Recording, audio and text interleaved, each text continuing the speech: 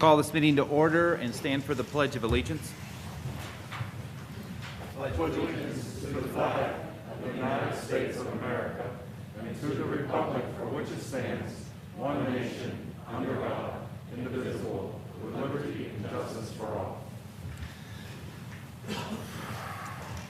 Mr. McCausland, will you please take roll? Mrs. Feist. Here. Mr. Grisback. Here. Mrs. Hoppy. Here. Mrs. Janasek. Here. Mr. McGregor. Here. Mr. Modrak. Here. Mr. Scalzo. Here. Mrs. Turner. Here. Mr. Christensen. Here. All 9 members present. Thank you. Just a little explanation on how the organization of this meeting is actually 2 meetings in one. The very first short portion of this is going to be a voting meeting exclusively tied to a couple finance topics. And then we're going to shift into our regular committee meeting that normally happens as the first meeting of the month, which will be a discussion about the voting meeting for next week. But because we have some deadlines coming up with the state in terms of submitting our first initial budget, we need to cover a few of those items.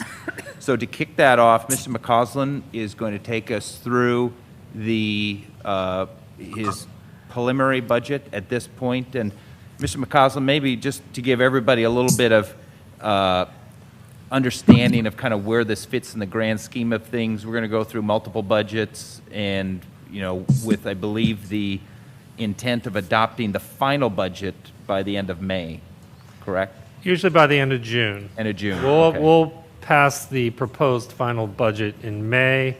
That will go on display for 30 days minimum and before you adopt the final budget. And it won't be until June until you obviously establish tax rates at that point. So everything you see tonight is exactly what it says, preliminary.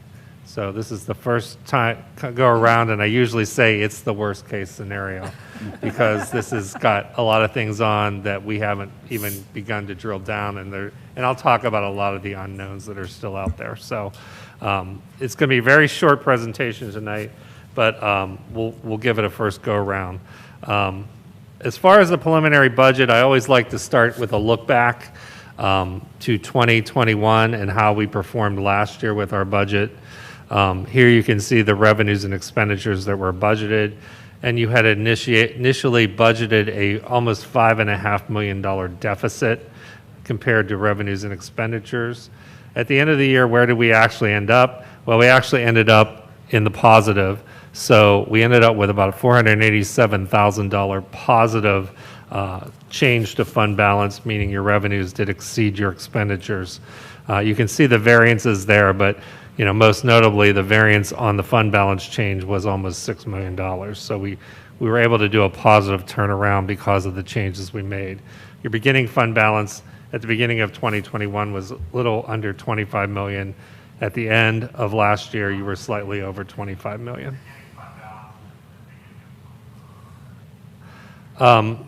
What caused those variances? The biggest variances on the revenue side were really due to all the ESSERS and CARES funding that came in from the federal government, and we had a significant access drawdown.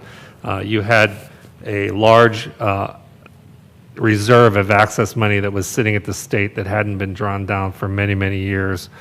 So we proceeded to draw down those funds, and then your tax collections which historically has been the case, exceeded the budgeted. And remember that we had an extended term financing receipt for the Chromebooks. We ended up leasing those instead of buying those outright. On the savings side, we obviously saved due to the pandemic. We didn't pay out as much in wages for overtime or extracurricular type activities. Our transportation costs were lower because we weren't transporting students every day because we were remote. Our supplies and operational repairs, as well as our substitute costs, were all much lower than anticipated. Where do we project to be this year? You can see that this year we had budgeted a $642,000 deficit in fund balance. Right now, about a little over halfway through the year, my estimates and my projections have us exceeding our revenues over expenditures by just under $500,000. We'll keep updating this as we go through the different months. Each month I'll update this projection so it can get more accurate. But as of today, that's where we look. Right now, I'm projecting that revenues are going to come in a little bit under where we had projected. That, again, is due to ESSERS. We had budgeted to use up ESSERS 2 money, and I don't think we're going to use it all this year. We'll carry it over to next year, so it's going to be a little bit lower than what we had projected. Some of the projects that we had originally we still spent the money on the projects we were talking about as far as the IMS gym floor and the HVAC, the flooring at NAMS, but we originally had in there the window replacements at NAMS, which we didn't do, and some of the costs for the high school water mitigation weren't as high as what we initially had anticipated. So we'll be revising the ESSERS 2 grant a little bit to make up for that, but we still have another year to use those funds, so it's not like you'll lose those funds. Expenditures, again, I think we're going to save a little bit on the wages and benefits side because we had some unanticipated retirements and resignations that will save us some money. We are seeing reduction in utility costs because if you recall, you approved many different audits for the district. We were doing a communications audit. We did a workers' comp audit. Those are starting to generate savings for us. We found where we were being charged incorrect rates in a lot of ways. We were able to reduce lines. So those audits have proved to be fruitful for us because we're seeing reduction in costs in those areas. Questions about that? Okay. This for next year, for 2022-23, right now our preliminary budget has revenues at slightly under 98 million. Expenditures, as I said, are high. We've broken the 100 million mark at almost $101.6 million. Right now, the deficit in the budget is $3.786 million. This does include a 4% index increase to the tax rate, which would be about 0.9 mils. That would generate an additional $2.37 million for the district. We did see a slight increase in tax assessments, just slightly under 1%, which has been historically what this district has seen over the last several years. 1 mil for the district generates $2.6 million, and the tax increase right now for the median household of $153,000 would be $138. And I see there's a typo there. Here are your revenue sources, no big surprises here. Almost 70% of your revenue comes from local tax sources and other local revenue sources. 28% of your budget is made up from state subsidy, and then a minor portion from federal sources, 2%, and 1% from other financing sources. Operationally, your expenditures, the majority of your expenditures go directly to instructional expenses, which is 61%, and 28% to services that directly support instruction. So a total of 89% of your budget goes to instruction or sources that directly support instruction. The 2% for non-instruction are your athletic programs and your student activities. And then capital projects, very minor portion there that would be used from the ESSER funding, and debt service at this point makes up about 9.6 or 9% of your budget. Again, that's one of the unknowns, but we'll be talking about that as we talk about construction.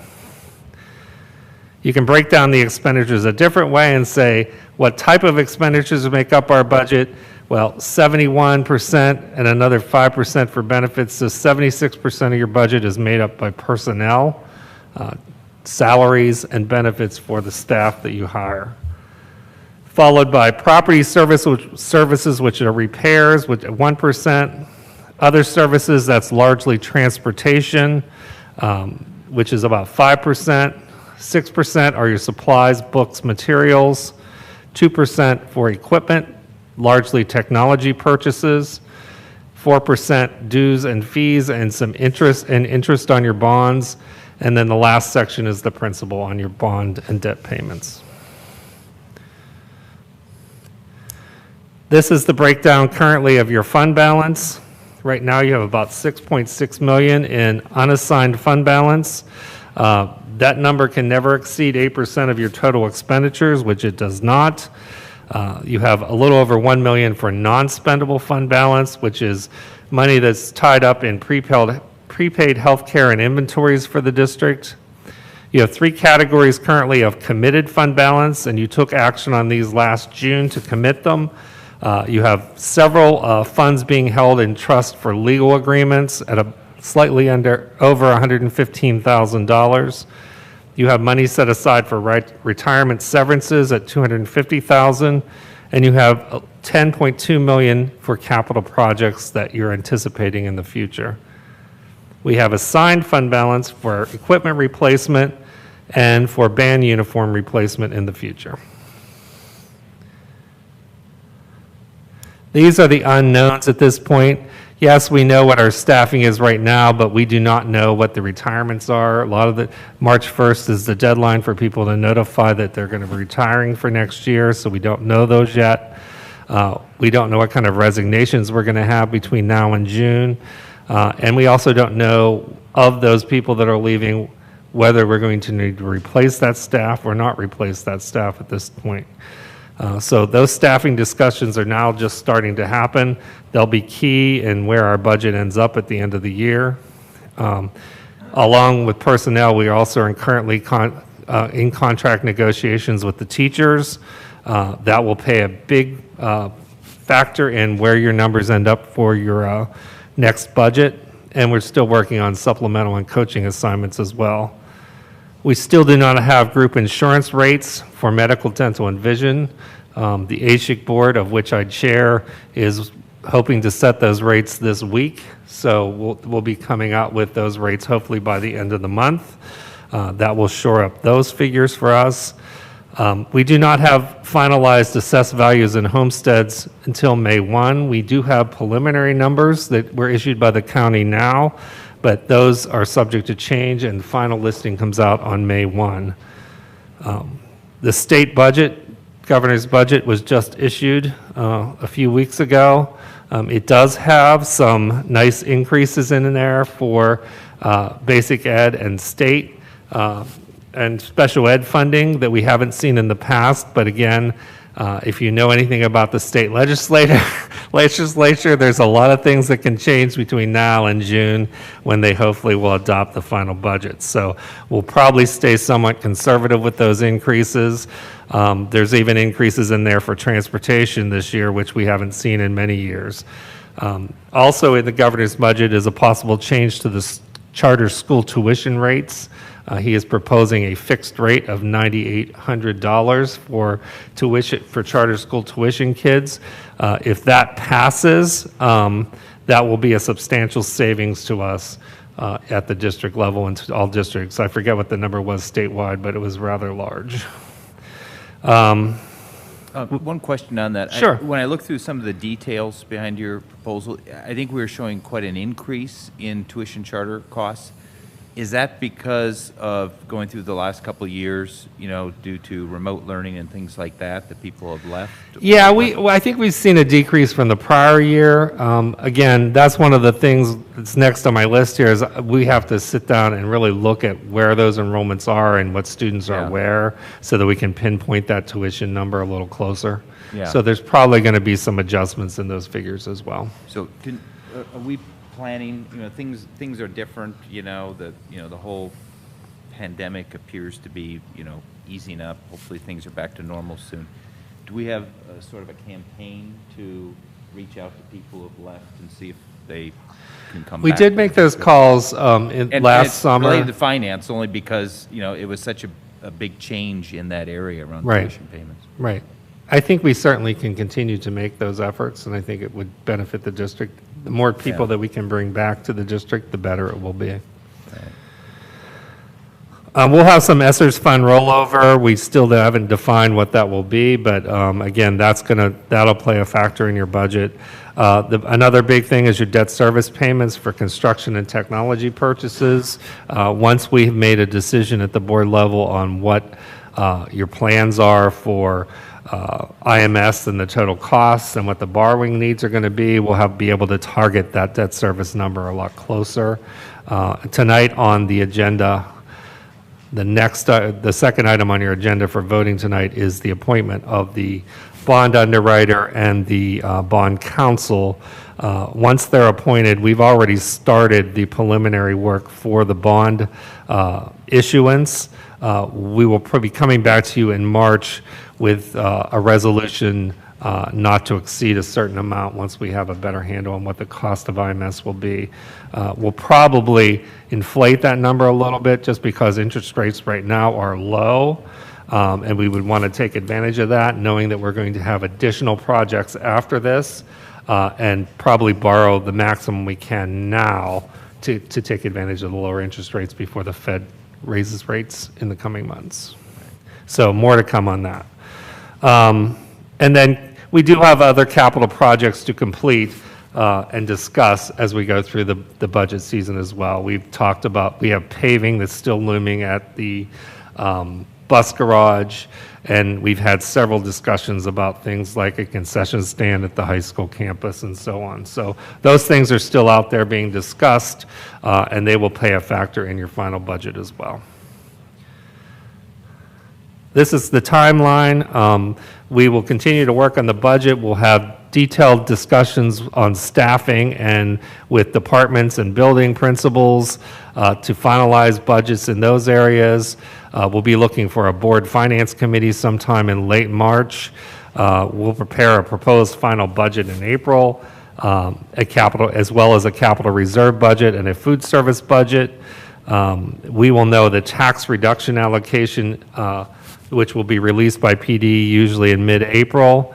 We'll look for another board finance committee meeting sometime in April, mid to late April. And then in May, as I mentioned earlier, we'll present the proposed final budget, and then it'll be placed on display for the public to review for 30 days. During that 30-day period, revisions can continue to occur. And then in June, we will adopt the final budget and establish at that point the tax rates for the 22-23 school year. And then in July, we will file the final budget with PDE. So that's kind of the timeline.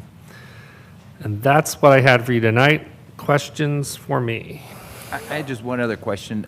You had listed the capital projects under our more or less our general fund. We also have capital under the capital fund, right? And I think it was 10 million under the You have fund a little balance. over 10 million sitting in committed fund balance in the general fund, and then you have another Fund 32 that is capital reserve money, which is a little over $7 million. Okay, okay. Thank you. The projected increase in expenditures was roughly 8 million this year. Would you contribute that almost entirely just to worst case scenario, or was there any particular area in which we increased more than others? I think right now we're looking at some of the debt service numbers going up, which will impact it. Right now, there's everyone in the budget at their current salaries moving up on step. We know that we're going to have some retirements and resignations. So again, that's worst case scenario at this point. And we really have not gone back to all the departments and chairs and went through their budgets with a fine tooth comb and said, what is this, justify this for me? So that still has to happen. Okay, thanks.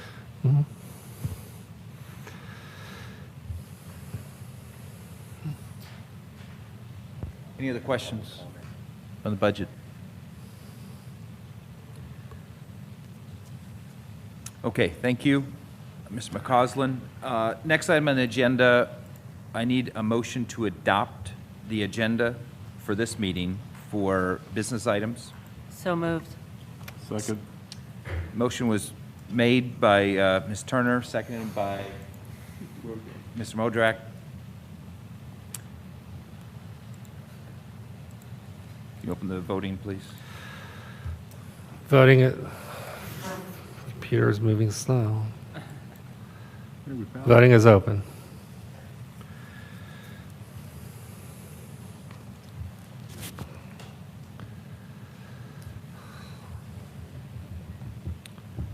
We'll open up for public comments on agenda items, and this is for agenda items only on this business agenda, which are these two finance topics. Any comments, any call-ins on this topic? There are no calls at this time. Okay. So with that, Mr. Greisbeck, we take the Finance Committee items. Sure thing. Thank you, Mr. Christensen. All right, so we have 2 items on the Finance Committee agenda for this portion of the meeting. The first item being to adopt the 2022-2023 preliminary budget. Would we like to move these both together, Mr. Christensen, or do we need to move one at a time? I think we move them together, can't we? There's no reason why we can't. Okay, and then the second item under Finance Committee is the appointment of financing professionals. I move to approve both items 1 and 2 on the Finance Committee agenda. Is there a second? Second. So the motion was made by Mr. Greisbeck and seconded by Mr. Scalzo.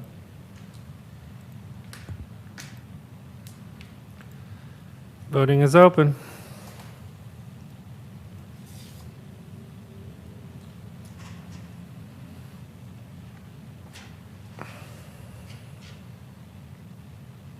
Motion carries.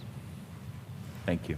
So that completes the business section of this agenda. So now let's switch in board docs, and move over to the, I need a motion to adjourn that meeting. are we just going to continue, or do we need a motion to adjourn this one? Yeah, and then Okay. we can do all in favor if you wish. Okay. I need a motion to adjourn. Seconded. Who made the motion? Okay. Ms. Fays made the motion to, oh, you don't need me to repeat that. Just do all in favor, I can Yeah. mark it. All in favor? Aye. Aye. So now let's switch over. I can do this without sneezing.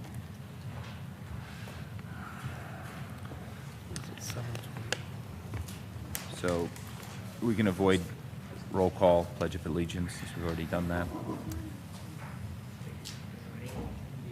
First item on this agenda is a presentation by Hayes Design Group and Site Logic on the IMS renovation project.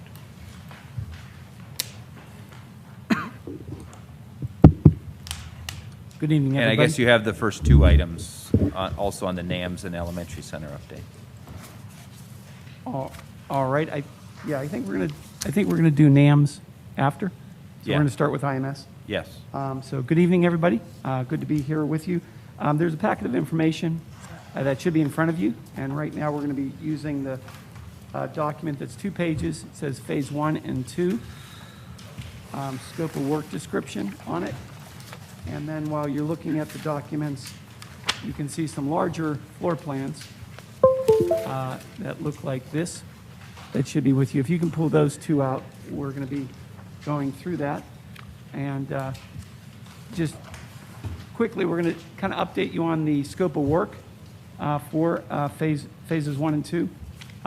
We're then going to look at the project schedule with SiteLogic and look at their development of bids and guaranteed maximum price.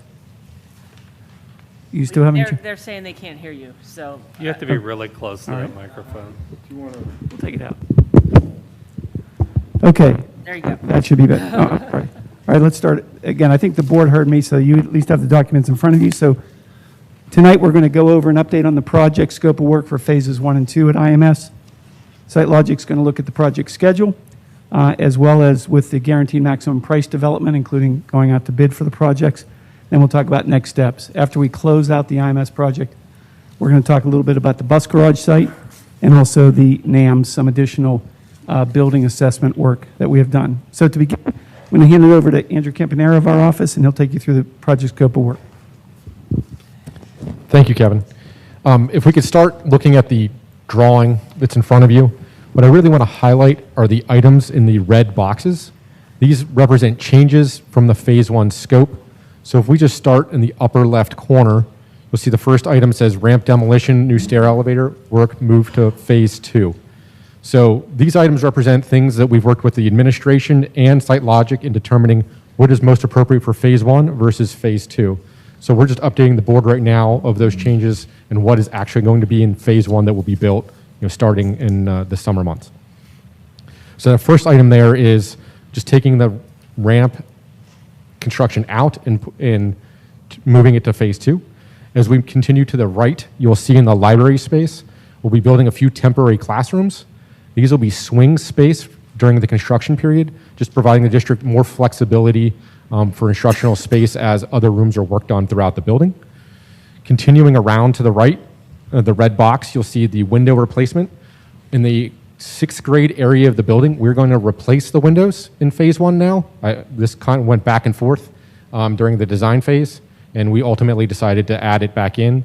From a scheduling standpoint, this will allow SiteLogic to finish the classroom construction on the interior, so they don't have to come back to those spaces. So once they do it, those spaces are turned over to the district, and you'll have those classrooms, for the foreseeable future. And the last item in red on this box is the serving line that was going to service the 6th grade. Not moving those students to the building kind of allows us to push that work to phase 2, when we're actually going to look at the entire kitchen cafeteria service, and we'll just do all that all as one larger project that makes more sense together. The only other item on this page I want to highlight is the administration area. For those who may remember, we did make some small changes here in configuration in the last couple weeks working with the administration. I just wanted to point that out in case anybody saw that there's changes. That was intentional, that was with the district, and that represents what they would like that space to look like. Any questions on this page before I move on to the next? All right, hearing none, we're going to flip it and go to the second page.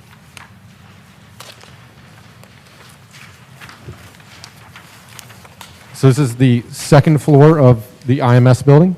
I'm going to start at the top of the page again. Again, this is just pointing to the ramp. That work will be in phase 2. Again, just its impact on the second floor. Moving just straight down the page south, there were some additional rooms, the speech copy, and some reconfiguration for the tech room. That all is going to be moved to the second phase. And then the world language reconfiguration just south of that will also be moved to the second phase. Again, just from a sequencing standpoint, it was easier for SiteLogic to do this in the future instead of as part of phase 1. The item at the bottom of the page, I did just want to point out that elevator that services the second floor all the way down to the gym will happen in phase 1. So I just want to be clear on that for everyone. There will be an elevator that will be operational very soon into the 2023 school year. That always trips me up a little bit. Any questions on this drawing? Just one question on, Yep. there's, and I don't even know if it's a lot, I don't know if this constitutes a lot of work, but there's a lot of, everything here is being moved to phase 2. Does this create any challenges for us where it may leave the building inoperable, now in phase 2 because the scope of work is too big? Does it leave the building inoperable for a longer period of time, like say more than 3 months, would we want to, over summertime? So from an operability standpoint, the construction will be phased in phase 2. They're actually breaking it down into chunks. It's not going to be like, hey, we're going to do all this work at once. Okay. So we worked with SiteLogic on developing what we were calling phases 2A, 2B, 2C, and we're determining if there needs to be a 2D or not. And just breaking down that scope into chunks, and they'll just move around the building. So Okay. other than the summer months, the building will be operable by the district. Okay. Now there will be spaces like the gymnasium at times that may not be operable in the summer in particular, but we'll work with the administration to make sure all of that's coordinated and sequenced out appropriately. And I have a question. How many weeks are we expecting to have the building inoperable this summer? So school ends on the 3rd. I'm going to assume you guys get in there on the 6th. That's that Monday. How many weeks will the building be inoperable? Gary, you So got to get what? closer. You got to hold this microphone right up. I can't, yeah, you got to turn it on and then almost put it to your mouth. Can you hear me now? Keep- As close as you can get it to the microphone. So the plan is that we'll occupy construction on the first floor this summer from June 6th through August 23rd. And I'll highlight that just from a phasing plan standpoint. I do have all of the phases broken out, so that you guys can see color-coded map, what we're talking about and the actual duration of the schedule within that area of the building.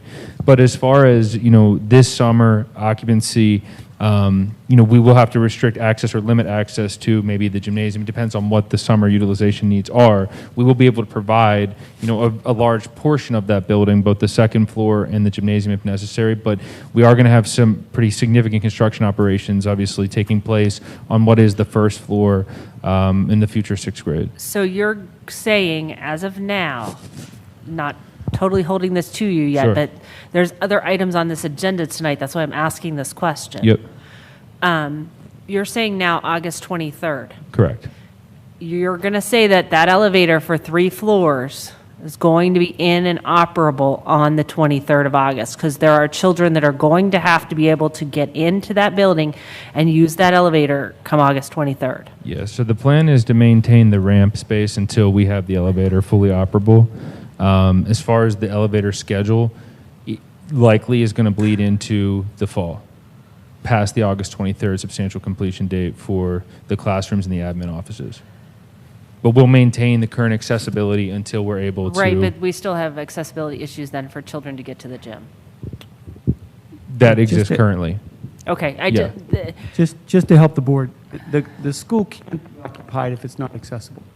Right. correct. So That's we- why I'm at. So we've met with the municipality, and they also brought up the question. So the short answer is, the building will be accessible and operable throughout the school year. Correct. Is that answering your question? Well, no, I was looking for date-specific things, again, based on other portions of this agenda that don't have to do with you. Yeah, Sure. the elevator is scheduled to be complete by October currently. Okay. And the challenge with the elevator, just as we're talking about it, truthfully right now is lead time. Being Correct. able to And get the elevator. the Hayes Group had warned us of that months ago on the lead Yeah. time for the elevator. So that's why I'm trying to get a better idea of where that Right. And stands. to try to alleviate that concern for phase 2 and the following year, we do want to purchase both elevators as part of phase 1 so that we can get ahead of our lead time and packages. We do have a couple bid packages out right now. They went out February 10th. We are planning at our risk to issue the submittals to those contractors without board approval of the project so that we can continue, to absorb some of the time that we're losing right now as we wait for meetings and decision. Okay. Just from an equipment purchasing standpoint, but we will maintain occupancy in the building in order to achieve substantial completion on the 23rd of August. We do have to provide access, ADA access to the second floor. So Okay. that access that you have currently will be maintained until the elevator is fully operable. Okay. Thank you. Yeah.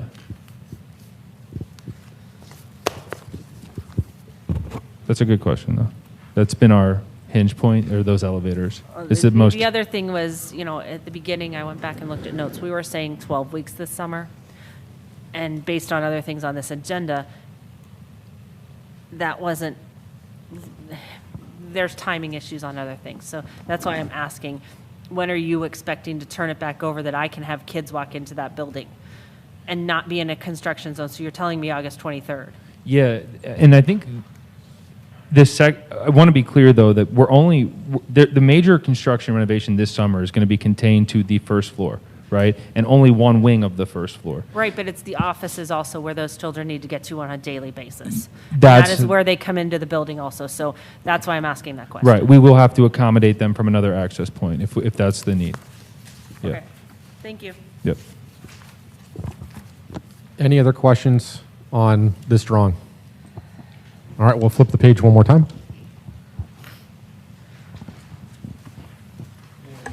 On this page, you will see that there was a period of time when phase 2 was going to be several years into the future, that we looked at making a temporary area for adaptive PE in the shower area of the locker rooms. Just pointing out for the board, that's not going to happen. Phase 2 will sequence directly after phase 1, and we will completely renovate the shower locker room as part of phase 1 to create those spaces. Any questions on the drawing? All right, moving along. Can everyone find for me the phase 1 and phase 2 scope of work description document, just minus the highlights I have on here? So I'm just going to really high level this document. Feel free to read it in detail, but the phase 1 scope, other than the items I just pointed out, is largely the same. There is equipment in here as you get to the items towards the bottom of the list that Site Logic will be buying. Some of that will be installed in phase 1. You can read those points. Some will be installed in phase 2. They're doing that mostly for, again, long lead procurement to make the sequence of construction as smooth as possible between phases of work. Any questions on that related to phase one? And then if we flip the document over, you'll see phase two. And this kind of talks about the rest of the building. And this is, looking at renovating the 7th and 8th grade areas, the fine arts areas of the building, the auditorium, the kitchen, the cafeteria, the gymnasium, the locker rooms. This is, there'll be reconfiguration in here. There's going to be new lighting in here, new HVAC in here, new fire sprinklers, new fire alarm. This is, renovation of all of those spaces. And again, you can read in detail how that's kind of broken out. What I did was just kind of high level mention those items and ask if there's any questions related to them specifically.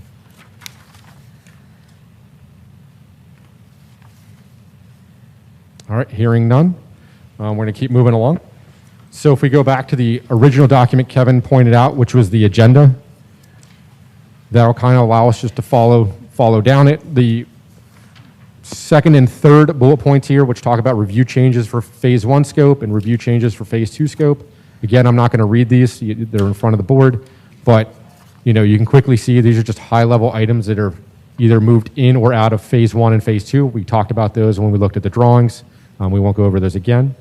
I'm going to go down to the next bullet point and just, again, follow up on a conversation Kevin just mentioned. We did meet with Bethel Park.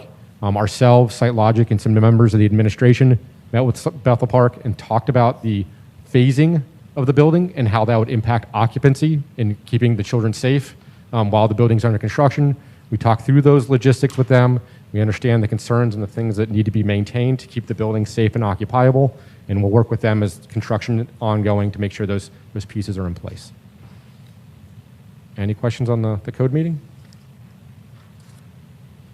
All right, and with that, I'm actually going to turn it back over to Garrett and SiteLogic, and they'll talk about the construction sequencing. Yeah, can we pop the PowerPoint up there for the visual? And I'll take one moment while they're bringing up the PowerPoint to just introduce the people. You kind of see masks and eyes, but I'm Kevin Hayes, principal with the Hayes Design Group. With me is Andrew Campanero of our office. And then for SiteLogic, I'll introduce Rick Evans, is nearest to me. Then Garrett Lewis, and then Scott Palmquist.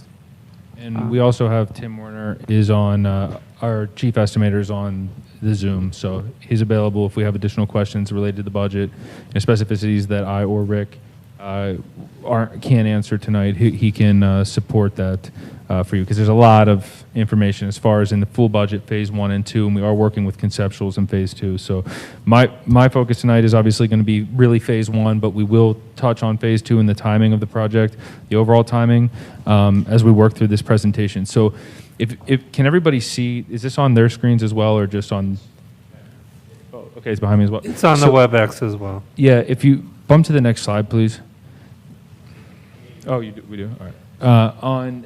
So starting with the project phase 1 milestone schedule, that's what's in front of you is a milestone schedule there on the right-hand side. On the left-hand side, I just want to highlight really the important dates and the things that I think at a board level we need to discuss tonight, or there should be comment on. Our bid period, I did mention, we have put a couple bid packages out already, specifically the fire alarm. We've got the elevator package, a couple other packages that we've gone early with in advance of our full bid date, which I believe is February 17th, running through March 8th. So where we'll be bidding the rest of the phase 1 scope of work. The reason that we did that is because those are the 20+ week lead time items that we want to make sure that we're getting submittals in contractors' hands as early as possible, so that we can get the materials to site to minimize any disruptions that could potentially occur unanticipated into the school year. So to accommodate for that, we are going to take that risk on ourselves and issue those submittals in advance of a board vote. And then ultimately, if you elect not to go forward with the project for whatever reason or different phases, we would absorb those costs on our behalf. But that is just to keep the project moving and not to have to pay for the disruption later. The board vote on, we talked about the phase 1 GMP. That's a term that you'll hear Kevin Hayes use. We don't use the term guaranteed maximum price just because in the Pennsylvania statutes they don't want us using the GMP, but that's what it is. It's a negotiated sum for the contract scope of work with the public, with the board. I use the term GISA. GMP is probably more familiar to everybody here. That vote will occur on March 22nd. Our bids are coming back. March 8th. I think there is a facilities meeting on the 15th, if I'm not mistaken. We will be able to review costs at that point, or at least we'll have that information to you in advance of the 22nd. Because what you're going to see tonight are estimates on the GMP. Obviously, we won't have a final price until our bid period is over. As it relates to the bid period and how we've solicited bids, we have worked with the school district to identify at least five vendors, I think, to participate in the bid event. We also do bid a significant amount of work locally here with vendors that we know can get the work done in the Pittsburgh area. So we do have a lot of local vendors, and then we also have a pre-qualified list of vendors that are statewide that will, provide work and support our project in the district from outside of the area. I think jumping down into the construction schedule, the most important date, the first date, outside of just awarding contracts and some of the administrative work that takes place before we can initiate construction operations, would be the demolition of the North Side Corridor on May 2nd. It is slated to begin prior to the end of school. And then our major construction operations begin, as questioned earlier, on June 6th. Then that would be to facilitate the end of your school year, ultimately move everybody out, move all of those desk materials out, and then really begin our major construction operations. I have substantial completion dates for Phase 1A of August 23rd and Phase 1B of October 26th.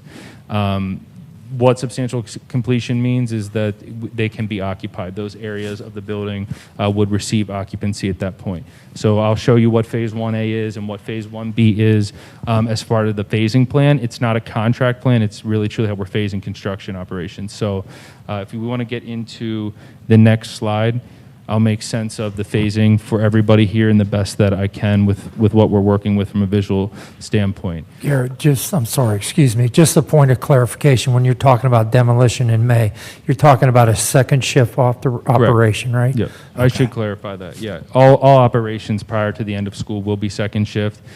We will make sure that we provide final clean and then a clear separation of any work that's occurring before anybody accesses the building the next day, both from a cleanliness standpoint, but also from construction materials as well. So we'll make sure that the site is secured before we leave every night. It does just help us, again, we do have a large scope of work, to accommodate this summer. It really does help us to get a jump on May 2nd for that area of the building. Phase 1A, what you'll see in the phasing plan, I'm showing the first floor because the majority of the work that is going to occur in this summer is related to the first floor. So what you're seeing here in the green area, Phase 1A, that is the administrative offices, the existing admin offices. We will have the temporary classrooms for use that were discussed in the library available by August 23rd. And then the work all through here as well is included in the Phase 1A completion schedule of substantial completion August 23rd. So we're returning a significant portion of that first floor back to the district in advance of the first day of school. And then Phase 1B, that work that will lag behind slightly, initiates June 6th. It's this area in this blue box here. And then ultimately will achieve substantial completion October 21st is the current plan. The elevators, as mentioned, October 21, 2022 is what we're showing here from a schedule standpoint. We're giving ourselves some breathing room right now because we're still working through the process of bidding, and then we'll go through the submittal process to really nail down delivery dates. But based off of our internal research and the contractors that we're talking to with lead times, these are the appropriate timelines for which we should begin preparing expectations. So we are giving ourselves until the third week of October to have that work completed. But we do expect that we can probably improve upon that once we get through the submittal process, and I would update this phasing plan for you in March as well once we've spoken with the contractors that ultimately would be awarded the jobs. On the left-hand side, again, we have considered, there's been a lot of consideration paid to working with the administration and building principals as well. One, to disruption of the educational space. Two, how can we continue to facilitate program and be least disruptive to the programming needs within the building? And then the third one is really optimizing bid cycles, right? We do want to make sure that we're going out to bid and we're taking advantage of optimized bid timing in a timing window that allows us to get materials to site, but also prevents you guys from incurring additional inflation on current materials that we know are going up rapidly. So where it makes sense to pre-purchase things for phase 2, we are going to make those recommendations tonight. One of the easy ones is LED lighting, for example. That's a material where you're just kind of seeing that price start to inch up, inch up, inch up. LED lighting is something that we know that we will carry through the building as part of phase 1 and phase 2. It's a minimal item, but it would be advantageous to buy to buy those now, to buy that lighting material now, rather than see that just pay an additional 5% for bidding it in August. We do want to have one mobilization event as well for contractors, so I'll talk about that in the overall schedule for phase 2 and phase 1. There is going to be some overlap. It is our plan to bid most of the phase 2 work in the month of August, end of July, early August, and so that we are able to utilize some vendors that will be on the site for phase 1 into phase 2 and continue their operations so that we're not paying for mobilization from contractors twice. I think we can identify a cost savings there, so there's a little bit of overlap in those schedules. And then lead time and supply chain mitigation, it's all we're talking about right now. We spend a lot of time in our working groups, trying to put together different strategies to account for the current lead times and equipment availability. It changes every day, so we've had to be a little bit flexible with that. But we did put a couple early bid packages out to, again, try to accommodate that the best of our ability for the school district. I think the next...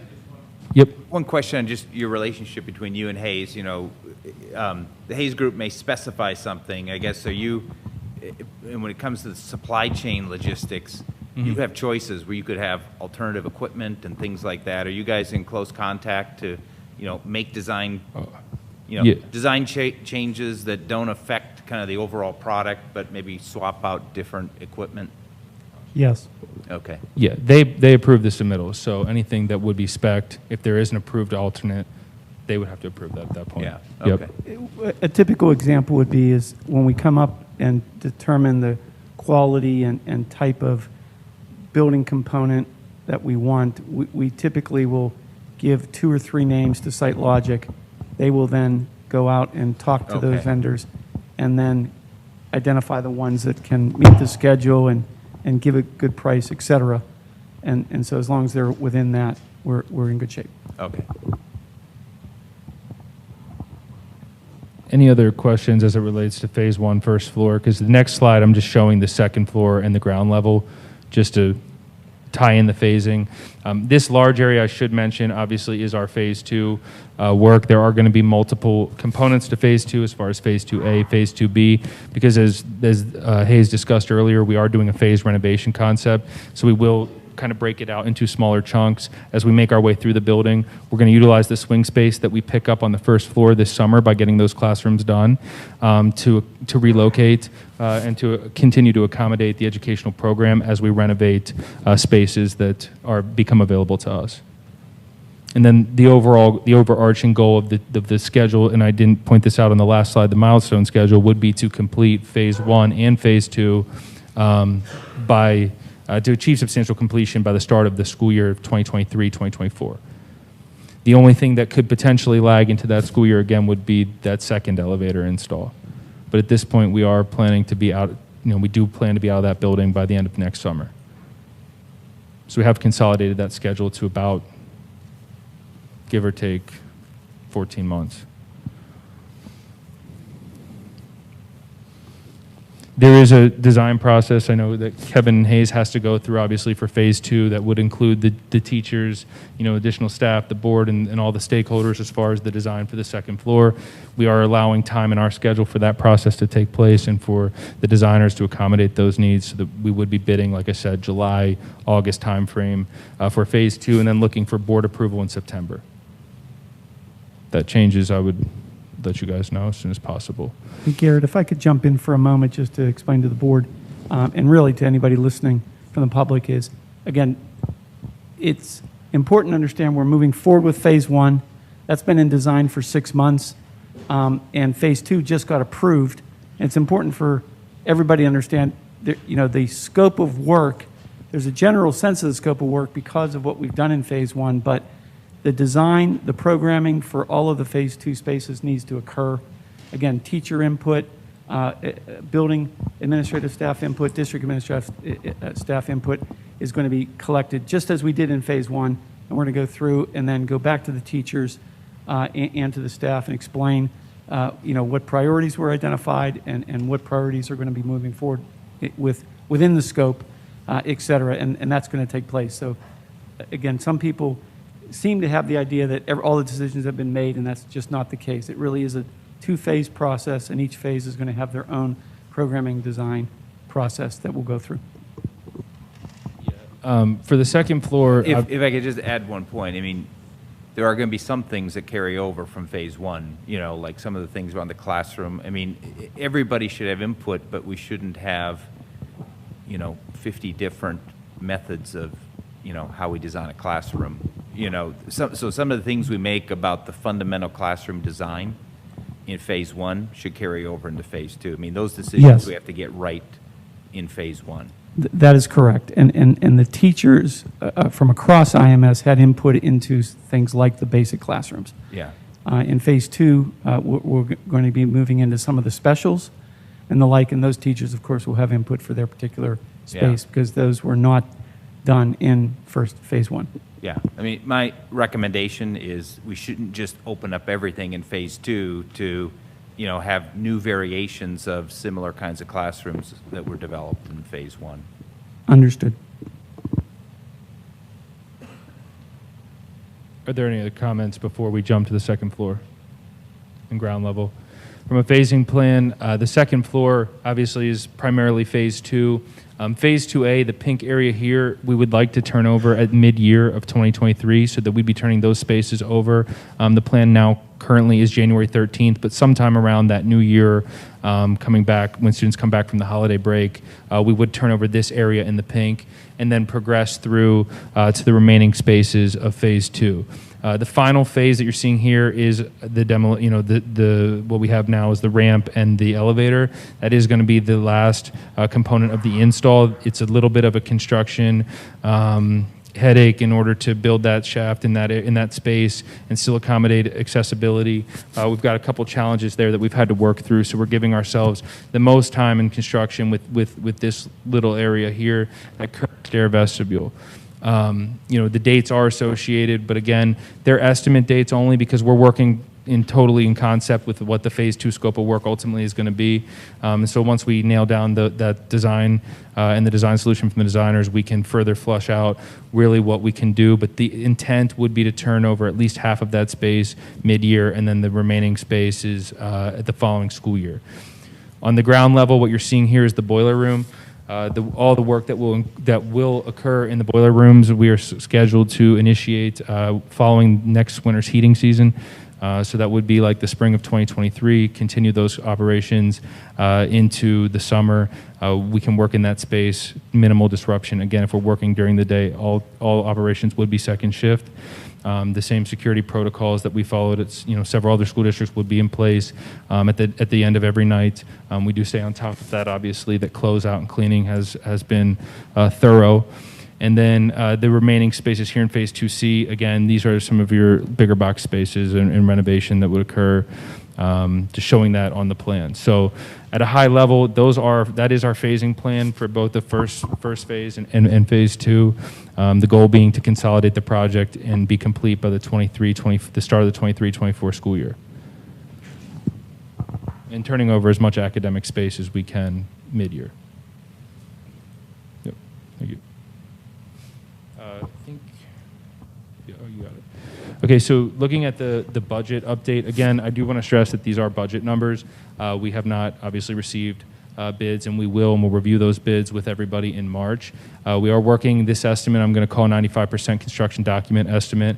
It's just a terminology to let you know we're pretty close. We're relatively dialed in on the numbers and the estimates and what our expectations are on bid day. Hopefully we can improve upon this budget, not go over and exceed the budget. That's always kind of our plan, our approach to presenting budgets is to prepare you for responsibly and then improve upon that ultimately on bid day. But you do see, as far as the scopes of work, again, the estimate, we tried to align it pretty similar to what you saw here in your scope of work document that was in front of you. Elevators, number 2, for the install in Phase 1, but then also purchase elevator once that it's here, it's available to us when we can initiate those construction operations, again, so that we're not waiting for an elevator to show up next summer. Renovating the sixth grade area, that is the most substantial area and most substantial dollar values associated with phase one. That is all the classroom space on that first floor corridor that I showed in the phasing plan. We have about a $6.6 million number. Just try to consolidate things for the board tonight. And then the renovation of the administration secure vestibule and the temporary fit out of the library, the 2 classrooms that he talked about, we have about $2.5 million estimate. Below the line here, you'll see an additional $1.9 million. Again, these are things, low voltage panels and generator replacement. We do want to pre-purchase that generator. We want to get that delivered on site. Again, a lead time item. Boilers, we are buying out in the first phase all of the boiler equipment and materials because that is more to get ahead of what's happening in the inflation market where, if we buy it earlier, we're just going to pay less for the same materials. At this point, just based off where the market conditions are. And we saw 6% materials inflation in the month of December alone. So just trying to get ahead of materials inflation as best as we can and where we can. Sprinkler service, again, to accommodate the code requirements. And then I do have a phase 2 lighting package. That's actually not in that 1.9 number. It's in the $12 million number. Does not include the phase 2 lighting, but we do have an option to buy out the phase 2 lighting for we're estimating at about 1.1 million, 1.2 million, which would bring the total phase 1 construction agreement to about 13.1 as far as a budget expectation. We are including that 1.1 million as an allowance for lighting. So as we buy that lighting, that's a very transparent process. Here's the allowance. If it comes in under as we're buying it, we'll give that money back to the district. It's just a yes for us to begin purchasing those materials. And then, like I said, it would be an allowance item. So if we come in under the $1.2 million allowance, then that money would come back to the school district. I am including 10% to account for market inflation on all numbers, all materials and labor numbers. So this is a heavy estimate. I would say it's healthy. This is not a skinny estimate by any stretch. We do want to be prepared for the worst days just because of what's kind of going on in the market right now. But we also have a 5% construction design contingency on that. So on top of our estimate, we have about 15% in the 13.1. So I feel comfortable that we're accommodating, any potential risk that we have on bid day, because I don't want to come back to this board and with, completely overblowing your expectations. I could come in here tonight and say it's 11 million, but I don't want to be explaining that a month from now. So I'm showing you, where we have over and above our traditional estimate, carry about 23% on top of costs. We're carrying another 15 on this project. So I realize that, the scope of phase 1 has changed from what we had probably looked at before. But if you take a look at the whole package, Kevin, from the kind of the original estimates that you provided us, maybe 8 months ago now or so, or 6 months ago, what's kind of the overall change that we're looking at for the total phase 1 and phase 2? Do we have an idea of that roughly? Or? No, unfortunately, we do not. We actually just got this today along with you, so we haven't had a chance to look at that. Okay. And I realize what you provided was a high-level estimate. I'd just like to kind of keep track of how our projections are changing over time. Yeah, I think the original estimate was with the alternates was like 11, almost 12. Yes.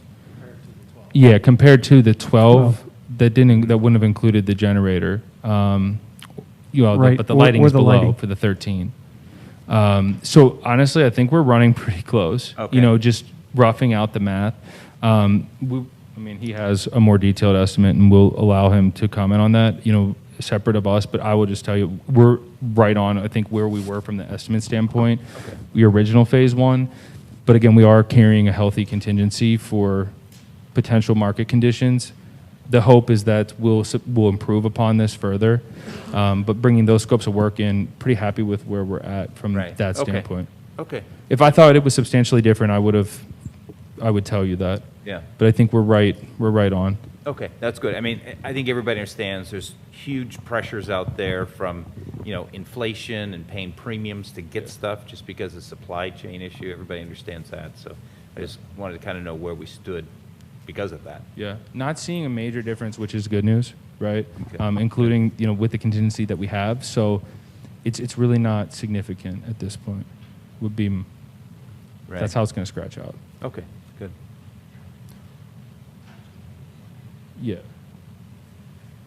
If we go one more slide, this is, again, and I want to stress, this is the Phase 2 estimate, but it is completely conceptual. You know, we don't have a design. We're not working from documents.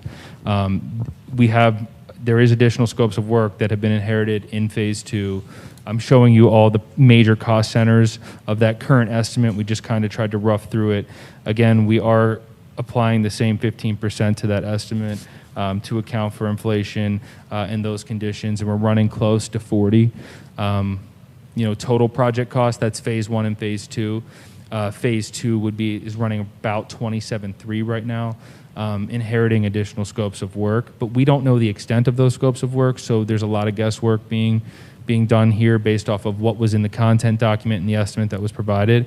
So really all we tried to do was say, okay, hey, what are those scopes of work that we know we don't believe were in the estimate that was provided for Phase 2 prior to that? What do we believe the value of that work could be? And then we just basically added that into the Phase 2 estimate that you have received. So this is really, really scratched, really conceptual.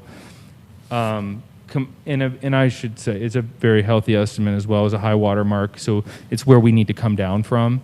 But trying to help you all understand tonight, what are those cost centers? So if we do need to come down to a number, if we're meeting an expectation, we start to understand where those cuts need to occur, as far as spaces within the building.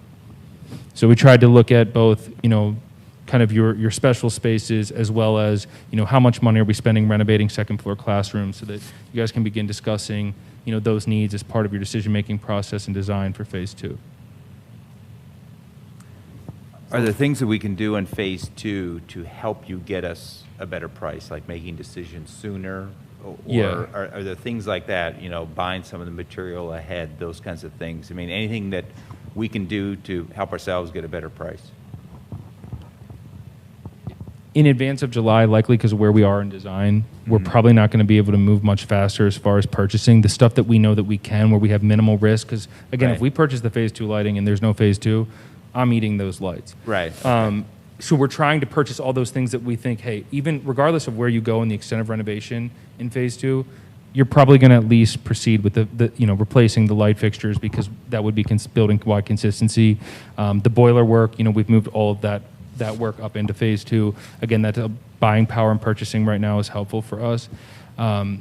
We did, take a hard look at the end of late last week, what would make sense to pre-purchase, but we're so conceptual right now that the only ones that we're really comfortable with were the generator, the boiler room, and the lighting. Right, okay. From an MEP design standpoint, if we get a little bit further on that, we might start to be able to look at, MEPs and mechanical, electrical, plumbing materials. That's where we would target pre-purchasing because, again, all you're doing is just waiting for, really the inflation market. And hopefully that trend doesn't continue, but it has been quite significant the last couple months. Might come down, though, this summer slightly when there's less of a demand for bidding. So we are getting a better bid window this summer. We're going to be going out to bid August, September timeframe. It's a much better bid window than the current bid window, so that's also going to help us because hopefully the labor demand is a little bit less. Okay. I just want to point out, too, it's that the figure there is just construction cost, doesn't account for No, it's total project. So this There's accounts for, we've all known soft design, costs, soft everything. costs. Yep, everything. Permitting, soft costs, design costs, contingencies, again, the inflation conditions. So we only Okay. present project costs, not construction costs. So every number that you see as far as a budget expectation tonight, that's all in. Okay. We wouldn't anticipate there being a single dollar above that number. Okay, thank you.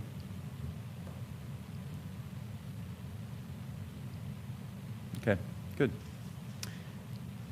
Is that everything on this Yeah. item number 4 then, around the IMS update project then?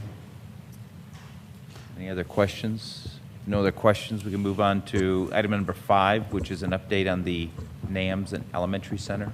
Mr. Christensen, just one thing. Can we get a copy of these? These were at times Oh, yeah, very hard. if that's- They're harder to read with schematics up Absolutely. there. So is it possible for us to get? 100%. Thank Yep. you. Yeah. And then the Site Logic folks, are you a part of the NAMS presentation also then, or is that just Hayes? No. Okay. I want to thank you for attending tonight. That was a very good presentation. I mean, the way you presented it gives me, anyway, a lot of confidence that, you know, we're on the right track, so thank you. Appreciate that. Thank you, guys.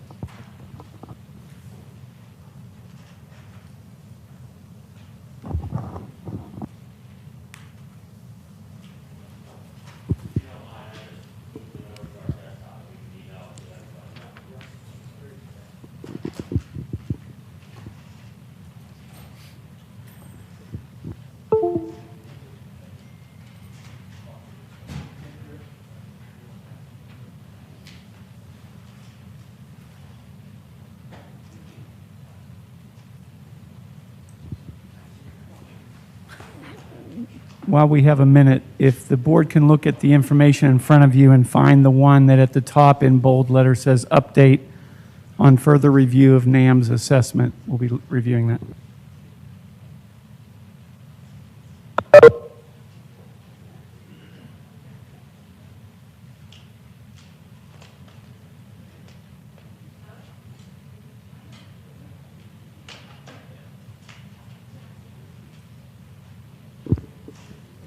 All right, so if we're ready, again, going back to the last meeting we had in January, the board asked the Hayes Design Group if we could go in and do some further assessment on the NAM's building and site. And the main concerns expressed at the meeting in January was the structural integrity of the NAM's building itself, stormwater management, or just how was water, surface water being handled, and it was an issue at NAMS. And then also, was there any great risk of hazardous material issues or costs at NAMS, whether it was kept and renovated or whether it was demolished. So we did take a look at those particular issues. From a structural standpoint, there was a 2000 geotechnical report. Geotechnical report is they take core borings into the ground to find out what's going on subsurface. And that report showed that there's nothing unusual about the site in particular, and that there's actually bedrock 40 feet below. In an analysis of the structural drawings, it showed that the most of the building was actually on what's called caissons and grade beams. Caissons just being large concrete pillars, grade beams being large horizontal concrete slabs that the building sits on and transfers the weight of the building through the bedrock on the site. So it's extremely stable from that standpoint. We had a structural engineer, Taylor structural engineer, long time structural engineer in the South Hills, done a lot of schoolwork. And they looked at the structural drawings and also toured the building. Again, had no concerns about the overall structure of the building. In terms of stormwater management, again, that LRA, the geotechnical report was actually done in preparation for project 2008 at NAMS, where a subsurface drain sides of the building. So if you're on the access road at NAMS looking at the building, the subsurface drainage was put on to the right of the building at essentially the base of the hill, along the base of the hill on the back of the building, and then it was taken around the left side and tied into the existing stormwater system on the site. From that time, there was no reported incidents of problems with water on the site after that. And Nick, I don't know if you want to comment. I guess just one question, maybe Nick's going to address this. Was that drainage put in due to surface water concerns or groundwater concerns? Surface water. Yeah, I believe it was surface water and runoff off the back hill, especially when they were doing their excavating and site work above the hill. Okay. But since then, if you actually walk the perimeter of the building, the drainage areas are, even after a heavy rain, are mostly dry. Okay. So it's not springs and things like that, groundwater type of problems? Okay. Correct. I have a question about the subsurface geology that you were talking about. Uh-huh. So if NAMS were to be renovated, there would be an addition, correct? Yes. That area of the subsurface, was that tested and okay for, let's say, an addition, so that would be supported? Yeah, That- the- Is that also like solid bedrock? There is, so to your point, there were some core drills done in that area where an addition would be done, which is the right side of the building, kind of an extension of the existing classroom wing. And there is bedrock beneath there, so it probably would be caisson grade beams, but the bedrock's about 40 feet down, so it would be similar to what's existing there now. Okay, thank you. And then in terms of, again, the concern just, are there hazardous materials in the building, and if so, how much? We were able to get a proposal from the environmental engineer that's been working with the district at IMS. We're not able to do all of their sampling, however, but through walking the building, the environmental engineer indicated that they did not see anything that would lead them to believe that there was a large potential problem in the building. So that's the report, and again, happy to answer any questions. I have a question on some of the recommendations in the report for repointing existing brick, mortar joints, Right. masonry joints, all of that, retaining wall, having a roofing contractor conduct a more thorough inspection, minus that, but all of these other like repairs, what are we looking at cost-wise? Yeah, tens of thousands, but Not in the not millions. hundreds or millions of dollars. And the roof was, Mr. Fierce, was it 2006 that the roof was put on at that point? Yes, 2006, it's a Garland Roofing System roof that was put on, and at that point in time, we are still within warranty of the roof. Okay, what is the life expectancy of the roof anyway? The warranty runs for 20 years, and a well-maintained roof will last long past that. I would say no shorter than 30 years. Okay, so we're, 16 years in, and the warranty's up, and you said 20? Is that correct? Yeah, the warranty's up at 20 And you years, could possibly get 30 out of the roof? on the low side. Okay. There's also, the district will probably have the option of getting a resurfacing of the existing roof, and that would give you you can get a 15 or 20-year warranty after that. And what would that cost roughly, if you had to throw an estimate? I don't know. I mean, again, we're probably talking for the size roof that you're, I mean, a new roof would probably be, yeah, I was going to say $1 to $1.2 million, and I think the resurfacing or treatment of that would probably be in the $200,000 to $400,000. And this is a question about the HVAC system. It's 9 years old, correct, Mr. Fierce?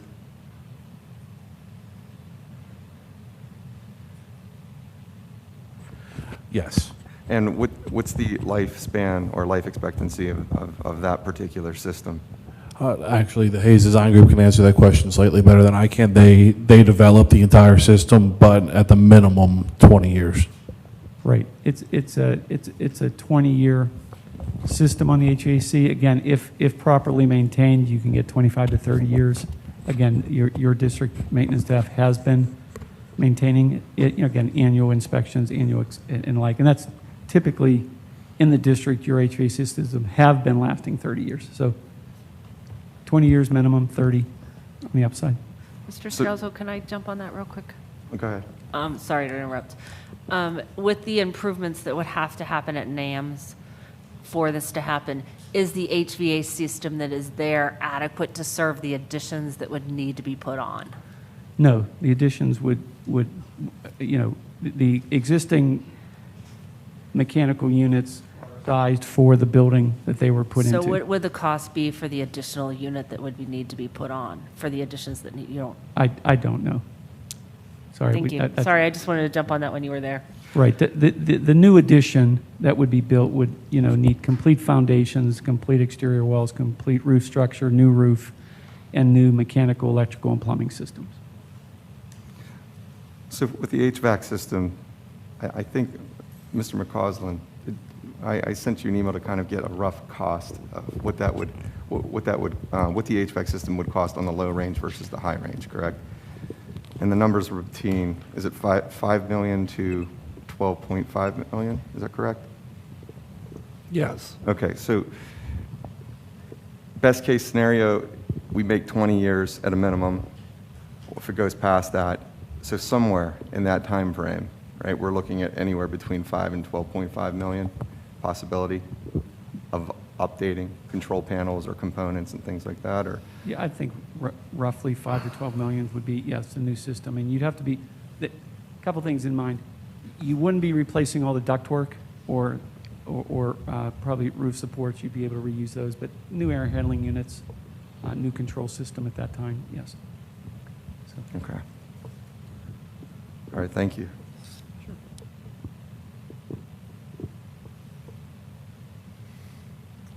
Okay. Any other questions on this agenda item? I have to ask, are we putting like a very expensive Band-Aid on a bullet hole? I mean, Yeah, that's why I was asking for the cost, because, when you're looking at K through 5, if it's $27 million and it's $27 million more, if you start to total up a lot of these different costs over the next 5, 10, 15, or even 20 years, how much are we narrowing that gap? And then, is it really, really worth it?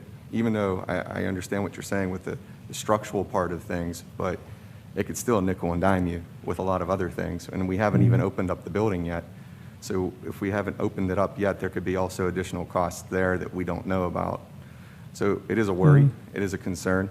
No, I think the cost, you can get a pretty good idea. I think what's important to understand is K-12 buildings, typically, the systems other than the concrete floors, and if you have terrazzo, that's an exception, as well as the walls, the foundations, and the roof structure. Most K-12 schools are designed for a 20-year life. So with proper maintenance and the like, you're going to get 30 years. And again, IMS is a good example. I mean, it was renovated, large renovation in the late 90s. It now needs a complete renovation. The foundation, the walls, and the roof structure of IMS are in good shape. And we're going to be renovating everything else in the building. And you'll get another 20 years after that renovation. So, most school buildings are going to need a renovation every 20 to 30 years. And that by renovation, it's going to be most finishes, floorings, walls repainted, reconfiguration to, match the current programming after 20 to 30 years. And you're going to put new mechanical, electrical, and plumbing systems in the building. And that's every piece of pipe that's 60 years old, that's all going to be gutted. Is that what you're saying? All No, that's what electrical I'm saying. wiring, all of it, Yeah, all gutted? Yep, right. Most of the piping, within the walls of the building. But again, like at IMS, they used copper piping. And that's going to last another 40 years. So we're not replacing all that with IMS. So but generally speaking, your light systems, your mechanical air handling units, fire alarm, technology, that's even probably shorter. So, but again, it's just, you build a new building in 20 to 30 years, you're going to be renovating that. So it's just important to understand that's the way the cycle school buildings work. And that the systems that are designed for schools are designed for that time period. Again, with proper maintenance, you can get longer lives. But you're not going to get more than 30 in most systems.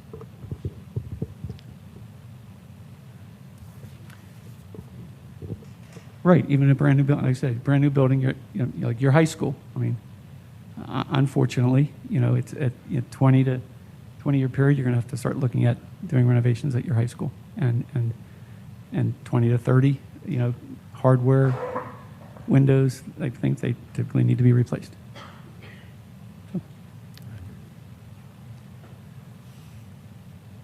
Any other comments on this item?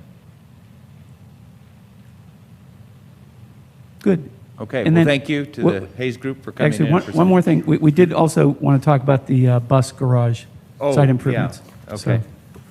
So, there isn't a handout for that, but I'm going to hand it over to Andrew. And it is just, if you go back to your agenda, we'll just go over a few points there to just bring you up to date on what's happening with that. Thanks, Kevin. The biggest thing with the bus garage, we just want to make sure everyone's on the same page, particularly the board members. If you can imagine a property is a rectangle, the left side of the rectangle abuts South Hills Movers. Currently, there's a slope to that property, several feet, maybe 5 or 6 feet between the bus garage and South Hills Movers lot. It's pretty vertically cut, and it's slowly degrading over time. Our civil engineer, CEC, took some geotech cores, property surveys.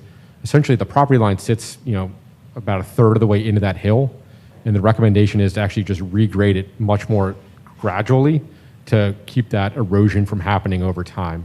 And to do that, there's just going to have to be an agreement with South Hills Movers because the hill is across both properties. So to do work properly, the district is going to have to work with them to get their permission to do the work and grade that back properly to facilitate the rest of the planned paving replacement at the bus garage site. So in terms of loss of functional, square footage of the lot, is it going to be shared between, would be the proposal, would be shared between South Hills Movers and the district, or as we would make the slope more gradual, our bus garage would lose the more impact would be functional space? completely to the district's property. So Okay, we wouldn't yeah. change the toe of the hill where the hill starts. We're just Right. going to cut from there back. Okay. So we're not pushing earth onto the South Hills Movers property. Okay, it should be an easier negotiation then. Correct. Yeah, okay.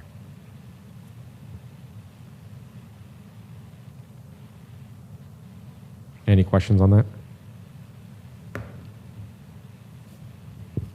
I think the only other thing was we are moving forward with our civil engineers to put the design of the property into the government review process. That can take 3 to 4 months, so that we want to get that started now. And again, we're going to be monitoring that for the district, both in terms of getting the agreement in place. That will have to be in place before a building permit is issued, and also the government approvals, which is Bethel Park as well as Allegheny County with stormwater. Those approvals will have to be in place before a building permit is issued. So we'll continue to monitor that and keep you up to date as we go forward. But Okay. again, the goal is continuing to be trying to get that work done this summer. Okay, good. And that concludes our remarks for tonight. So any questions on that or anything else that we've covered? Great, Very well, good. thank you for coming in. Thank you. For preparing everything. You're welcome. Next, we'll open it up to public comments on the agenda items that we have here. Anybody who has comments related to things not on the agenda, we ask you please hold it to the general public comments section at the end. Do we have anybody on the phone? There's no one on the phone. Okay. Anyone in the audience, comments related to these agenda items? No? Let's move into the committee reports then. Mr. Scalzo, Okay. take section B, curriculum. All right, under Curriculum Committee, we have 5 items that we can discuss. The 2022-2023 school calendar, local holidays, we will approve, 2021-2022 club activities handbook, Dogwood Charter school application, and professional development. So if there's any comments, questions, Comments on number 1. If I'm reading this correctly, that was why I had asked so many questions of Site Logic. We have 2 start dates on these current calendars before Site Logic is turning over the building to us. That's a concern. Okay. Okay, I would strongly urge then we don't start until about August 29th or August 30th to give them a, So there's probably not a lot to discuss since we're going to be looking at moving this. Any discussion, and unless my you only have a other thing was, philosophy around, when we start, when we close, when we have Act 48 days, things like that. If we I want had two other things. One is the Act 80 days for late starts, please don't do them on a Friday or a Monday. We had asked that in the last 2 years, that they not be on a Friday or a Monday. Those are very easy days to take 3-day weekends, and kids aren't in school. And in talking with the administration at the high school, they are doing graduation this year on a Friday night because that's kind of the only option they had to get it, to try and get it outside for 2 times before we pull inside on a Saturday morning. The ideal situation would have a Thursday night graduation and have Thursday night option for outside, Friday night option for outside, Saturday morning option for inside or outside, and if we have to, pull it in Saturday morning. Strongly urge you to talk to them on that. That was just the insight I got from the Student Experience Committee that we have for graduation. They want several tries. The goal is to keep it outside and not have to have tickets for parents or any of those items. So that was the feedback that I have gotten in asking some questions. And I apologize for jumping on the 18th and the 22nd, but I would have thought that that was shared with you guys before 20 minutes ago. But I do have a concern that the initial thing that Hayes had asked for was 12 weeks. I think they've cut it down to 11 with Site Logic to have the summer, if I go back and look at all my notes from months on past. So, you know, looking at this calendar, I would start by saying the last week in August would be a good start to look at and work with Mr. Villani. Are you suggesting August 29th? Is that what you're saying? I would say I would like to start August 30th. Again, I'm the believer in a 4-day week, and then a 5-day week. Let's ease them into that. I've been a believer of that the whole time. Let's not start a full 5-day week for kindergarten and first graders. That's a large transition. So I would say I would like to see a start date of August 30th. Pushing graduation back a week. Right, but again, you can still graduate on a Thursday or a Thursday night, to start your options for a Thursday night for graduation. And that is still giving parents December 23rd off, so they're getting an extra day at Christmas, for those of you in the audience that aren't seeing this. And that is still giving, I believe, an early release date was requested too for the Wednesday before Thanksgiving. I do know there was a lot of requests off that day. Yeah, we had that conversation with the Federation, and none of us advocate for that because It was funny because there were a lot of requests off for that day, at least at the elementary level. Off is one thing, early release was pain. Yeah. Okay. So the problem was trying to keep we worked from the premise that we wanted graduation the first Friday of June. And that's where we move things up through. Is if we move the start date and add vacation around Thanksgiving, we're moving it now into this. Right, that following, yeah.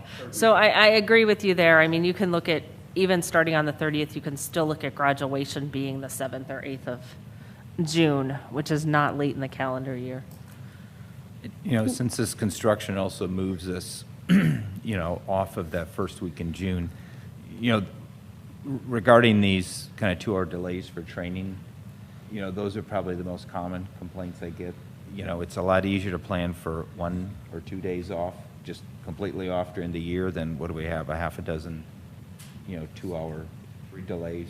Yeah, I mean, it's more of a disruption, so if people could just plan for 1 day off rather than, you know, 3 or 4 days that are 2 days. Dr. Welsh, can you turn on your microphone? They couldn't hear you. Okay. Thank you. Can you graduate before the rest of the kids get done? Why can't you leave graduation where it is and then have the rest of the kids have their last day the following week?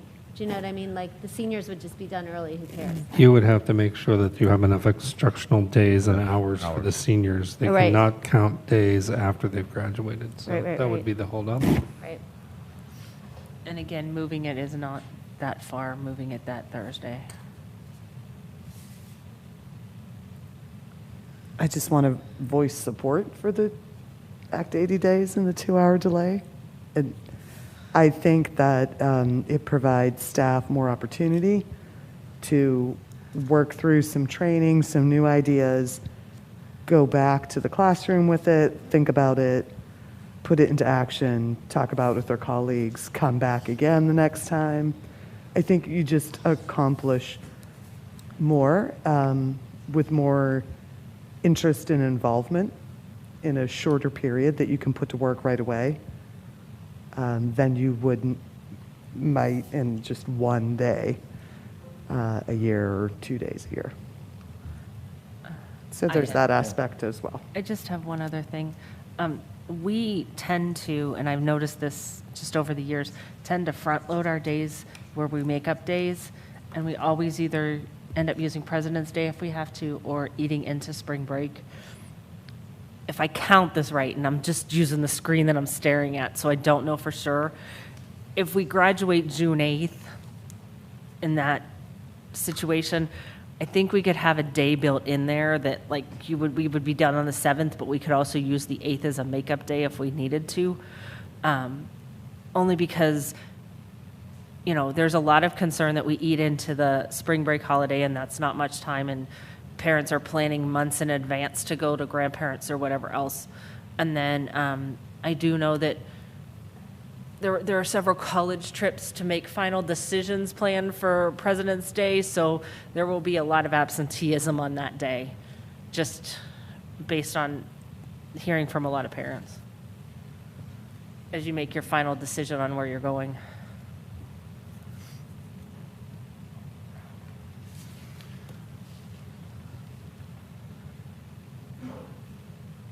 So, is Any Dr. other comments on things under this item? Would starting on like the 24th? I don't think we're giving them enough time if they run into a problem. I think giving them a cushion of a week, if there's a problem, if something happens, would be just an oops week. And we may well have the same issue next school year if we're going to Correct. have. It may be the we're same thing again, where having we don't know construction until over the that summer, week. so, Yeah. yeah. Yeah, I mean, we've all brought up requests that only add to the length of the school year. So I guess, I mean, you have to come back to us with the proposal that. Right, and let us, You know, if you could. we do have to be done before July, okay? So you can, yeah, you can come back with the proposal. I mean, we're all asking for things that kind of extend the school year, so you come back, I think, when in fact we want to, you know, minimize it, we do want to get out earlier.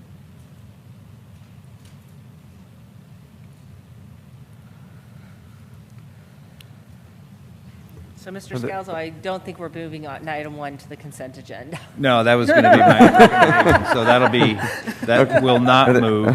Well, are there any other questions or discussion about any of the other items? I don't think it's going to change the legal holidays, will it, Mrs. Fiorelli or Mrs. Wells? The legal holidays will not change no matter what?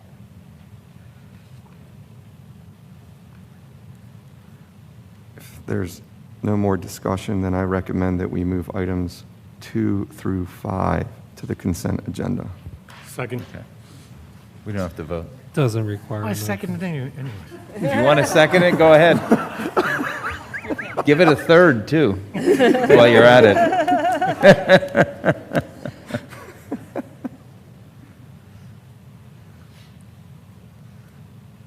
Okay, now, Mr. McGregor, can you take Personnel Committee? Sure. So under personnel, there are 7 items. I'll read them. Number 1, approval of extra duty responsibility program.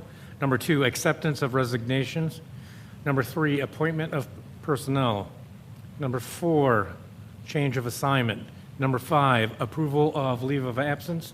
Number 6, approval of unpaid leave of absence. And number 7, approval of paid intern. The only question I had on this, and I saw that we have a bus mechanic retiring.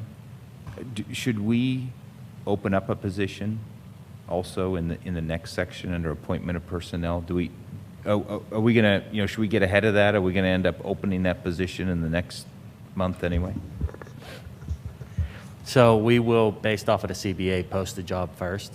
So Okay. as soon as this is approved, I'll post it internally. Okay. And then if nobody bids into it internally, then we can open it up. But if somebody bids Okay. into it internally, then we'll open their position up. So yes. Perfect, okay. That's, yep. Anthony, is this the second mechanic? Correct, it is, yes. And we Okay. hired one last board meeting. what I thought, So okay. we're fully staffed right now. Once this person retires, then we'll have to hire just for this person. Thank you. not related to these positions, but how are we doing with bus drivers overall and recruiting new drivers and? We're the same answer. We're Yeah. still about 6 short. Okay. We are advertising anybody out there. We've been advertising in the Almanac, social media. Mr. Cromie's been putting it out there every single week. So please check, and if you're interested, please let us know.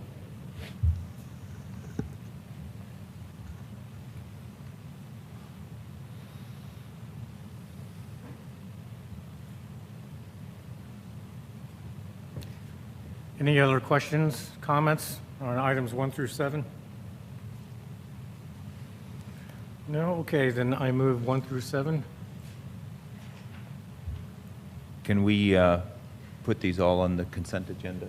Anybody see a reason to hold any of these out? Okay.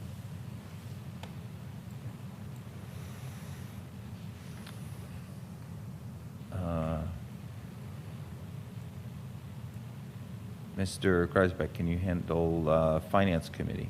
Yep. There are 13 items today for the Finance Committee agenda. Item number 1 is February 2022 salaries and bills. 2 is January 2022 financial report. 3 is budgetary transfers.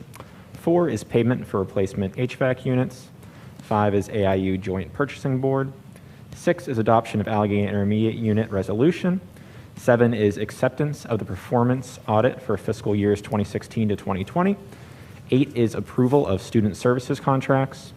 9 is payment for IMS 6th grade renovation phase 1. 10 is payment for repair of the IMS gymnasium floor. 11 is payment for IMS 6th grade renovations phase 2. And 12 is payment for Neil Armstrong Middle School assessment. And then finally, 13 is acceptance of audit report for the year ending June 30th, 2021. Does anyone have any questions on any of those items? Mr. McCausland, I thought the gym floor at IMS was paid for. This is the last payment. We hold retainage until the project's finished, so this would be the final payment. Okay, thank you. And is the HVAC now finished as well? Yes. Okay. As I look through these, are there any where we expect the dollar value to change, or is there anything that's TBD that would require us to hold any of these out? I No. don't see any. Everything looks complete.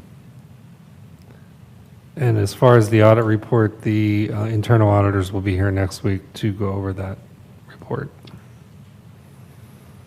Okay, so should we hold that, that one should be held out maybe from the consent agenda? It's up to you. It doesn't have to be. I did give you the numbers actually tonight in the preliminary budget Sure, report, okay. so. Okay, as long as they're not They'll going to change. just go over the details a little bit more in Okay. detail with you, so. Okay. No further questions? No one would like any of the items held out? Okay. And they will move to the consent agenda.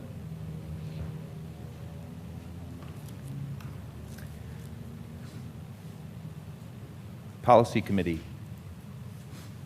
There are 2 items. One, I asked you. Oh, I think your mic's on, sorry. There are 2 items. One, I asked to be moved to the consent agenda for third and final reading on volunteers. And the next one is the revisions for purchasing subject to bid quote, and these would be dealt with construction to where they're not to exceed, I believe, 25,000. Actually, these policies Yeah, these aren't the ones we update the talked bid about. and These aren't the ones we quote, talked about? bid and quote limits. Those are updated annually by PDE.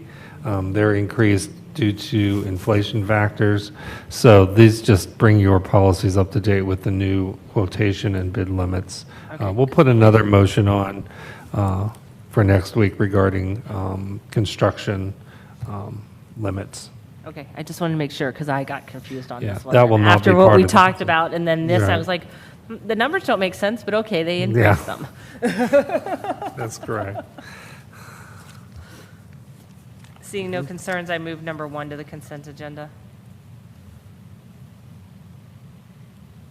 Okay.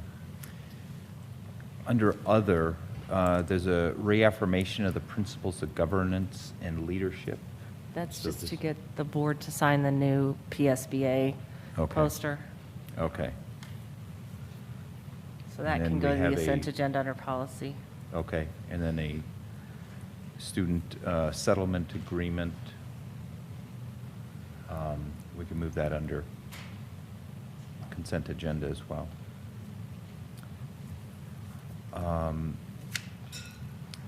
I guess under other, I'd like to request that we do a review of our health and safety policy.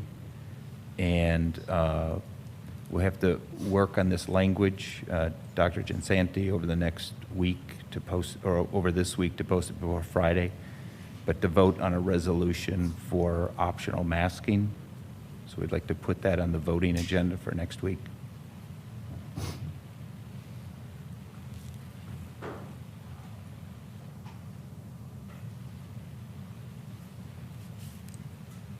Anything else people would like to have added to the agenda?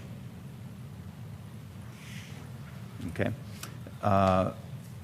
Next, we'll open this up for public comments. Any comments on anything?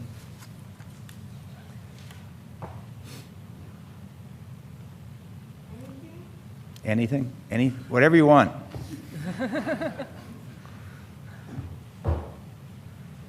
Good evening, everybody. Can you hear okay? No? Mm-hmm. Oh. Lights on. Better? Hold it? Yeah, you probably have to This? speak close. Okay, thanks. I'm Christina Headley, 5881 Irishtown Road. I just wanted to ask if we could possibly work together. I had sent an email to the board and the superintendent in regards to assemblies for elementary school kids, field trips, maybe outdoors. And I was just wondering if we could bring that to attention. Maybe with the health and safety being brought up next week, we can look into it.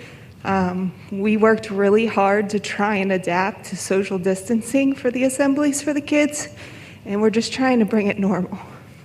Right. Okay, thank you. Yeah, I did see your email. Did I think Yeah, I everybody did too. I haven't. Honestly, I'm sorry. I wasn't aware of you had cited some of the inconsistencies and how we, had done in other parts of the district. I wasn't aware of that, but I don't know if anybody else from the well, maybe you haven't seen it yet, but it's is okay if we, there may not be a need to address this depending upon how this goes next week. Does that make sense? Yeah, that's fine. I have two children. I have two girls. I have one in elementary school, one in high school. My high schooler has been able to have assemblies. My Okay. elementary school daughter, she's in 4th grade this year. Her last assembly was 2nd grade. And then Okay. there's kindergartners who have now are 2nd graders that have never had that. We've tried to adapt, we've done Zoom and everything, but those are just precious elementary memories for our children that if we can adapt and adjust, why not? Right. And I think that I think we talked in the PTA meeting at that point in time, and even next week in some adaptations, it may be a social distancing thing that we need to work with you on. So some kids could be in the gym, some kids could be, if your school has a cafeteria, some kids may have to be in the classroom with big screen TVs for the assembly. It is, but I think we need to figure out how to do this. Yeah. We have the technology. We just need to figure out how to use it. Yeah. In the email that I had sent, now I'm only speaking for George Washington Elementary because that's where my daughter goes. And in the plan, we had social distance for 3 feet between the students and also 6 feet. So those were available. And thank you for bringing up the cafeteria. If we could look into getting the kids back from desks to tables. If you don't want to do the regular cafeteria table, that's fine, but could we do a round table and space the kids out, maybe 3 in each class, so they could have that social interaction that they are missing? Right. No, that's good. That's a good email you brought up. Can somebody forward it to Dr. Gensanti? So as we update the safety plan, we should take into account some of those requests. Yes, we'll be glad to do that. Okay. Thank you. I appreciate Thank that.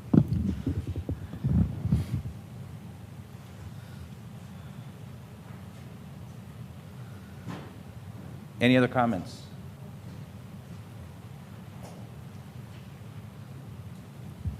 Hello. Thank you for having us tonight. We appreciate being able to come out in person. My name's Holly Lissack. I live at 880 Hershire Drive. And I want to thank you so much for considering masks optional. Thinking of all the students and the teachers and everyone, because we see what's going on in the country. We see the stadiums packed. We see all of it. And, I think we've done our share. We've done our time. We've complied. And, I have one kid home online, Tanner Lissack. He's been online all year because of the masks.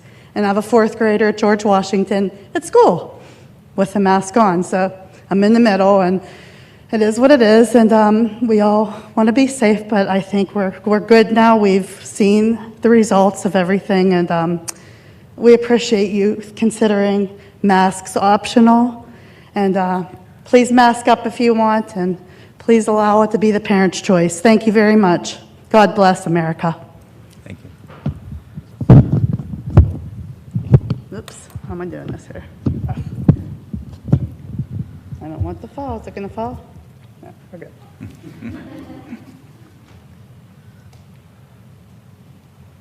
Any other comments? No? No call-ins? Okay, board comments? Ms. Headley, I just wanted to thank you for the email that you provided to us. For me, that hadn't really, heard of that issue before, it was very helpful. And the image that you provided with the graphics and everything, I think will be helpful for us going forward. The fact that, you took the time to measure everything out too, to see how we could distance that. I appreciate the work that you put in on that. That was not just me.